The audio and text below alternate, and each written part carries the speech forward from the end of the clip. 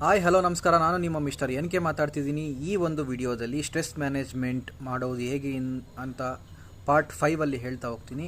ಇದರಲ್ಲಿ ಬಂದುಬಿಟ್ಟು ನಿಮ್ಮ ಕೆಲಸದ ಸಮಯದ ನಡುವೆ ವಿಶ್ರಾಂತಿಯನ್ನು ತೆಗೆದುಕೊಳ್ಳೋದು ಬಹಳ ಇಂಪಾರ್ಟೆಂಟ್ ಆಗಿರುತ್ತದೆ.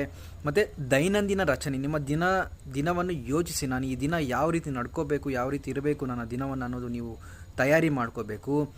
ಮೂರನೇದು ಬಂದು ಹೊಸ ಕಲಿಕೆ, ಹೊಸ ಭಾಷೆದ ಕೌಶಲ್ಯಗಳನ್ನು ಕಲಿಯೋದ್ರ ಮುಖಾಂತರ ಒತ್ತಡ ನಿರ್ವಹಣೆ ಮಾಡ್ಕೋಬೋದು. ಮತ್ತು ಹಾಸ್ಯಾಸ್ಪದ ಪುಸ್ತಕಗಳು ಅಥವಾ ಚಲನಚಿತ್ರಗಳನ್ನು ನೋಡೋದ್ರ ಮುಖಾಂತರನೂ ಸಹ ನೀವು ಒತ್ತಡವನ್ನು ನಿರ್ವಹಣೆ ಮಾಡ್ಕೋಬೋದು. ಅಥವಾ ನೃತ್ಯವನ್ನು ಮಾಡೋದು ಅಥವಾ ಕಲಿಯೋದು ಅಥವಾ ನೋಡೋದ್ರ ಮುಖಾಂತರ ನಿಮ್ಮ ಒತ್ತಡವನ್ನು ನಿರ್ವಹಣೆ ಮಾಡ್ಕೋಬೋದು. ನಿಮ್ಮ ಸಾಧನೆಗಳನ್ನು ನೀವು ಮೆಲುಕು ಹಾಕಿಕೊಳ್ಳೋದ್ರ ಮುಖಾಂತರ, ಅದನ್ನು ನೆನಪು ಮಾಡಿಕೊಂಡು ಅದರಲ್ಲಿನ ಒಳ್ಳೆಯದನ್ನು ನೆನಪು ಮಾಡಿಕೊಳ್ಳೋದ್ರ ಮುಖಾಂತರ ನಿಮ್ಮ ಒತ್ತಡವನ್ನು ನಿರ್ವಹಣೆ ಮಾಡಿಕೊಳ್ಳಬಹುದು. ಈ ರೀತಿ ಅನೇಕ ರೀತಿಯಾದಂತಹ ಒತ್ತಡ ನಿರ್ವಹಣಾ ತಂತ್ರಗಳಿವೆ. ಇವನ್ನೆಲ್ಲವನ್ನು ಪಾಲನೆ ಮಾಡೋದ್ರ ಮುಖಾಂತರ ನಾವು ಒತ್ತಡ